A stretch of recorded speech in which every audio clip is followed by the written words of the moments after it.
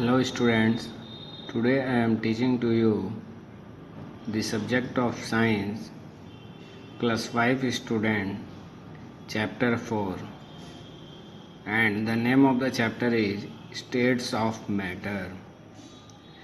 Matter means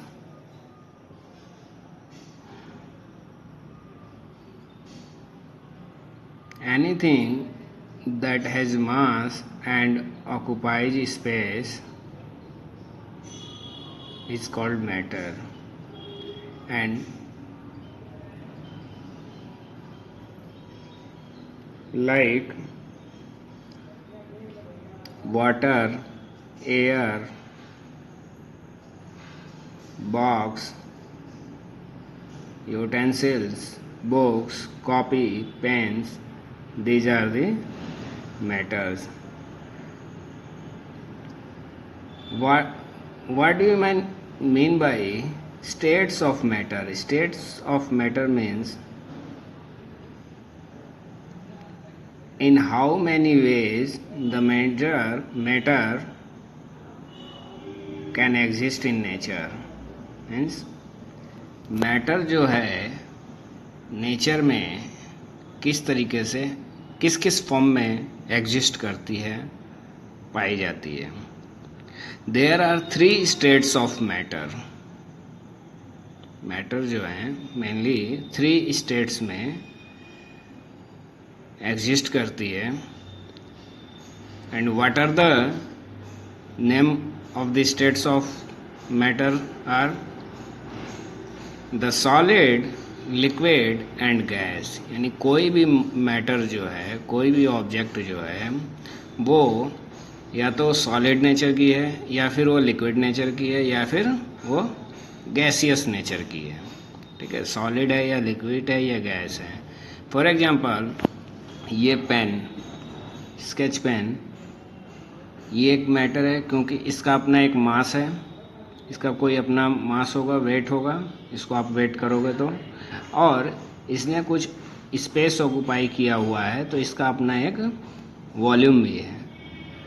कोई भी चीज़ जिसके अंदर मास है और वो स्पेस घेरता है उसको हम मैटर कहते हैं. और ये मैटर मेनली 3 टाइप्स की हो सकती हैं. अब ये देखो, ये मैटर सॉलिड नेचर का है. अगर हम वाटर लें तो वो लिक्विड नेचर का हो जाएगा. और हम गैस लें, फॉर एग्जांपल एयर जो हमारे सराउंडिंग में, हमारे इन्वायरमेंट में, वो किस नेचर की है? गैस नेचर की है, गैसियस नेचर की है. तो मैटर जो है वो 3 स्टेट्स में एग्जिस्ट करती हैं हमारे इन्वायरमेंट में, सॉलिड, लिक्विड एंड गैस.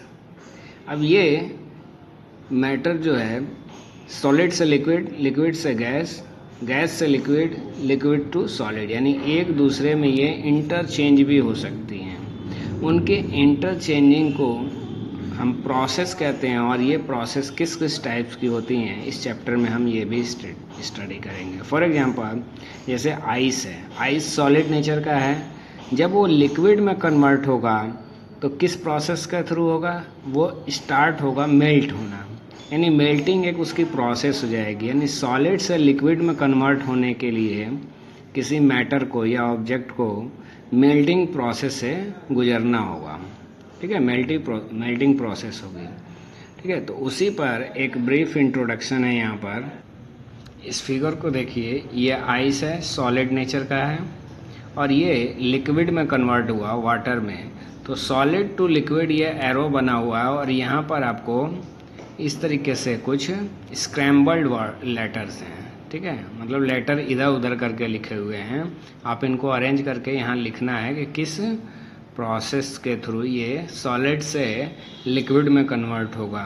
तो सॉलिड से लिक्विड में ये कन्वर्ट कब होगा? जब ये मेल्ट होना शुरू होगा. तो इससे आप लेटर से मिलाओगे, मेल्टिंग निकलेगा. देखो M यहाँ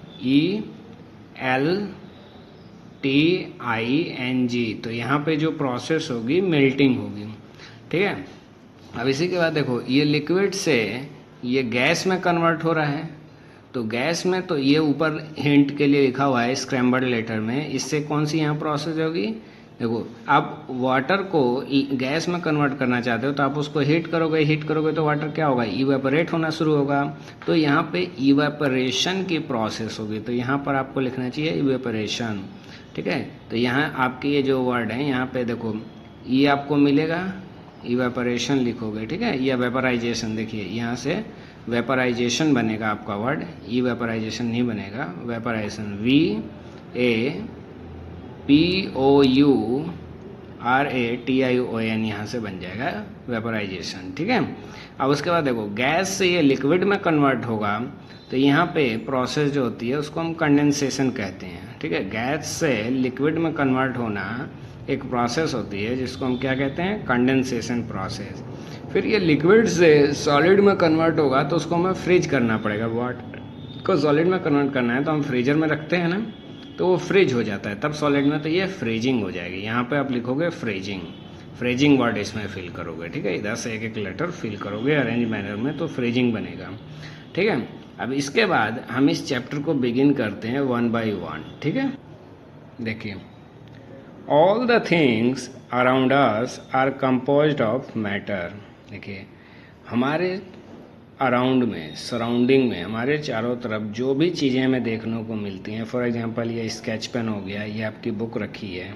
ठीक है, ये ऑब्जेक्ट आपको दिख रही है, all these are composed of matter, सभी मैटर से मिलकर बनी हुई हैं। ठीक है, मैटर यानी वो सॉलिड या लिक्विड या गैस की बनी हुई हैं। ठीक है, the amount of matter present in a thing makes up its mass, और जो मैटर इस ऑब्जेक्ट को बनाने में, फॉर एग्जांपल ये स्केच पेन है, ये किसका, प्लास्टिक का बना हुआ है और इसमें अदर मटेरियल मिक्स हैं, तो इन मैटर की वजह से इसमें अपना कुछ मास होगा, यानी इसको आप वेट करोगे तो इसका कुछ वजन आएगा। ठीक है, तो सभी मैटर में अपना मास होता है, and we measure the mass of a thing by its weight, और इस मास को हम इसको वेट करके मेजर कर सकते हैं कि इसका वेट कितना है, इसमें कितना मास है।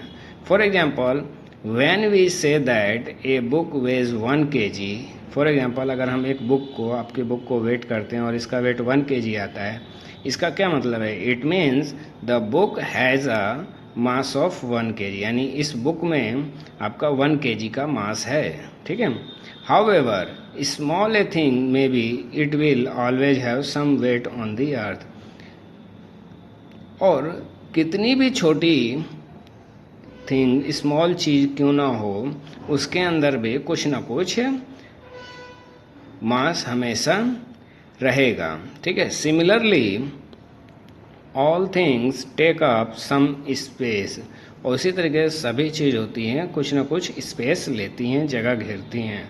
ठीक है, अगर ये स्केच पेन मैं यहाँ रख देता हूँ, देखो इसने कुछ जगह घेरा हुआ है।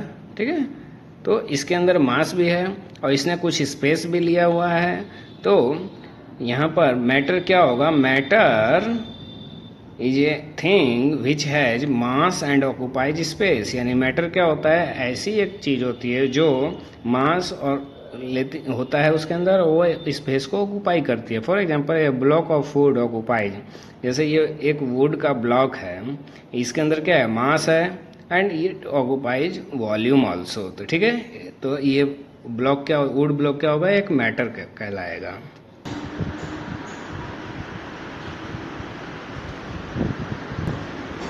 The space covered by its size, ठीक है, the amount of space covered by a thing is called its volume, यानी वॉल्यूम क्या हो जाएगा, कोई भी थिंग कितना स्पेस कवर्ड करती है, कितना अमाउंट ऑफ स्पेस कवर कर रही है, वो उसका वॉल्यूम कहलाएगा। However small a thing may be it will always occupy some space, यानी चीज़ कितनी भी, कोई चीज़ कितनी भी स्मॉल क्यों ना हो, स्मॉल से स्मॉल क्यों ना हो, उसके अंदर भी कुछ ना कुछ स्पेस वो घेरेगी। So we can say that matter, देखिए यहाँ मैटर की डेफिनेशन आपको मिलती है, matter is anything that has mass and occupies space, यानी मैटर वो चीज़ है जिसके अंदर अपना एक मास होगा जो स्पेस घेरती है, यानी स्पेस घेरने की वजह से उसके अंदर क्या होगा, वॉल्यूम होगा। Matter is made up of very tiny particles, अब देखो फॉर एग्जांपल ये स्केच पेन है तो किसी न किसी स्मॉल पार्टिकल से बना हुआ है, तो उस स्मॉल पार्टिकल्स को ही हम कहेंगे ये इसका मॉलिक्यूल है। ठीक है, तो कोई भी मैटर है छोटे छोटे पार्टिकल्स से मिलकर बना होता है, उस छोटे पार्टिकल्स को ही हम क्या कहते हैं, मॉलिक्यूल्स कहते हैं। These molecules cannot be seen without the help of a very powerful scope, microscope. Microscope क्या डिवाइस होता है, देखो माइक्रो मीन्स स्कोप, ठीक है, स्मॉल। तो माइक्रोस्कोप एक ऐसा इंस्ट्रूमेंट होता है जो स्मॉल थिंग्स को, ऑब्जेक्ट को हमें इनलार्ज करके, बड़ा करके दिखाने में हेल्प करता है, ठीक है। तो these molecules can not be seen without the help of a very powerful, यानी कि अगर हम इन मॉलिक्यूल्स को देखना चाहते हैं, इस स्केच पेन में कौन से छोटे छोटे मॉलिक्यूल्स बने हुए हैं, या ये जो आपकी बुक है ये किस स्मॉल मॉलिक्यूल से बनी हुई है, तो इसके लिए हमें माइक्रोस्कोप की हेल्प लेनी पड़ेगी, क्योंकि ये स्मॉल टीनी मॉलिक्यूल्स को हम डायरेक्ट अपनी आँखों से नहीं देख सकते हैं, हमें इस पावरफुल माइक्रोस्कोप का यूज करना पड़ेगा, तब हमें वो इन मॉलिक्यूल्स को इनलार्ज कर यानी बड़ा करके हमें दिखाएगा।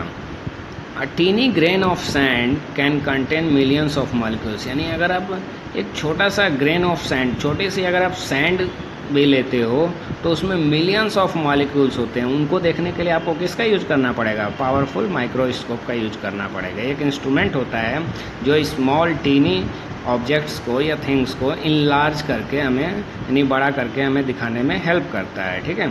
Neighbouring molecules usually